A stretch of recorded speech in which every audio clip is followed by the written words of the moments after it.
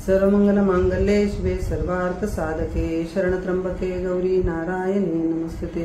नमस्कार। आज शारदीय नवरात्र उत्सवाचा दुसरा दिवस।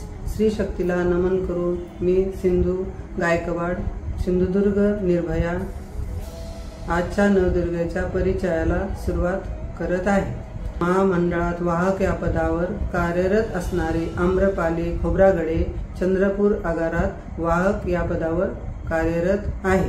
पूर्वी फक्त महामंडळामध्ये प्रशासकीय क्षेत्रातच महिला होत्या, पण सन 2002 मध्ये महिला वाहकांसाठी 30% आरक्षण मिळाल्यामुळे अनेक महिला वाहक या पदावर काम करत आहेत। आज जवळपास महामंडळामध्ये 6000 पेक्षा जास्त महिला वाहक या पदावर काम करत आहेत। अतिशय जबाबदारीने व आत्मविश्वासाने खेडोपाडी अगदी दुर्गम भागामध्ये जाऊन आपले कार्य चोख पार पाडत आहेत। महिला वाहकाचे काम करत असताना या महिलांना अनेक आव्हानांचा सामना करावा लागत आहे। पॅसेंजर कडून होणारा त्रास, अचानक गाडी बंद पडणे, रेस्टरूमच्या अपुऱ्या सुविधा या सगळ्या असतानाही यांना न जुमानता आज महिला आपल्या बसची बेल वाजवत गाडीमध्ये प्रवाशांना अगदी चोखपणे तिकीट देऊन अगदी प्रामाणिकपणे व धडाडीने अभिमानाने आपलं काम करत आहे। चला तर मग आज आपण जाणून घेऊया आजच्या नवदुर्गाचा याचा अनुभव आणि तिचे मनोगत। धन्यवाद। नमस्कार, मी आम्रपाली गौतम खोब्रागडे चंद्रपूर आगाराला महिला वाहक आहे। माझी नियुक्ती 2005 मध्ये झाली। ही आमची महिलांची पहिलीच बॅच होती, त्याच्यामुळे कामगिरी ही महिला वाहकांची कामगिरी करायची की नाही करायची अनेक प्रश्न मनामध्ये कोरमळत होते। कारण ही कामगिरी करत असताना आम्हाला बसमध्ये जाऊन करावं लागणार होती।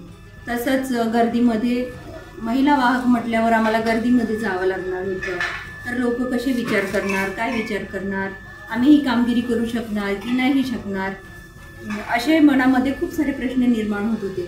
तरी पण काहीतरी वेगळं करायचं असं मनामध्ये इच्छा पकडून मी 2005 मध्ये महिला वाहकाची कामगिरी पत्करली आणि आज मला या पदावर 20 वर्ष झालेली आहे आणि मी खूप आनंदाने ही कामगिरी करत आहे।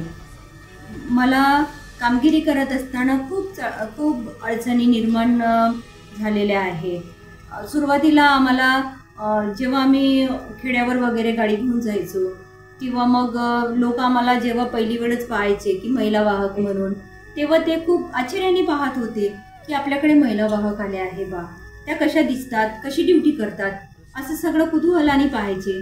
पण आज त्यांनाही त्या गोष्टीची सवय झालेली आहे आणि आम्हाला पण काहीच वाटत नाही। पण जेव्हापासून आता प्रशासनाने महिला सन्मान योजना तसेच अमृत सन्मान योजना दिलेल्या आहे, तेव्हापासून बसमधली गर्दी इतकी अतिशय प्रमाणात वाढलेली आहे की बसमध्ये बुकिंग करताना, कामगिरी करताना खूप अडचणी निर्माण होतात।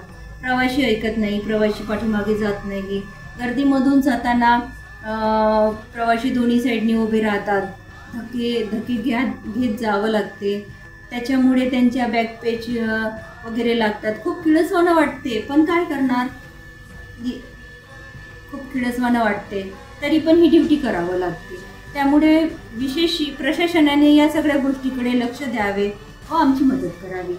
तसेच महिलांचे विश्रांतीगृह हे अतिशय छोटे आहे। 2005 आणि 2024 मधली जी महिलांची संख्या आहे ती खूप मोठ्या वाढलेली आहे। त्याच्या याच्याने जे विश्रांतीगृह आहे त्याची कॅपॅसिटी खूप कमी आहे, त्याच्यामुळे ते खूप छोटे पडतात। त्याच्यामुळे आम्हाला विश्रांतीगृहाची सुद्धा व्यवस्था करून द्यावी अशी मी प्रशासनाकडे निवेदन करत आहे। आणि आमच्या कामगार संघटनेच्या महिला आघेने व आमच्या कामगार संघटनेने आम्हाला सपोर्ट केल्यामुळे आम्हाला विशेष प्रसूती रजा ही 9 महिन्याची देण्यात आलेली आहे। कारण यासाठी आम्हाला खूप भांडावं लागलं, खूप झगडावं लागलं।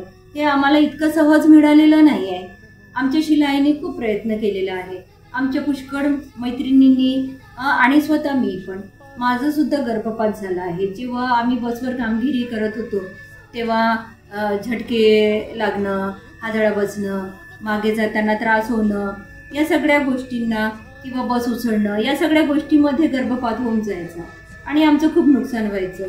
तेव्हा शिलाईनी आम्हाला सपोर्ट केला आणि त्यांच्याच मदतीने आज आम्हाला ही विशेष प्रसूती रजा 9 महिन्याची मिळाली. त्याच्यामुळे धन्यवाद शीला आई, धन्यवाद कामगार संघटना. आणि मला इथे 2 शब्द कामगार संघटनेने इथे 2 शब्द बोलायची संधी दिली, त्याच्यामुळे धन्यवाद. नमस्कार. नमस्कार. आप महामंडळामध्ये खाकी युनिफॉर्म घालून अतिशय आत्मविश्वासाने व निर्भीडपणे काम करणाऱ्या महिला वाहकाच्या जीवनात अनेक आव्हानात्मक प्रसंग येत असतात आणि त्या मोठ्या धैर्याने त्याला तोंड देत असतात. घर आणि नोकरी या दोन्ही गोष्टी चांगल्या प्रकारे सांभाळत असतात. अशा अनेक महिला राप महामंडळामध्ये वाहक या पदावर कार्यरत आहेत. अशा सर्व महामंडळातील महिला वाहकांच्या कार्याला व त्यांच्या धैर्याला माझा मानाचा मुजरा. धन्यवाद. जय माताजी.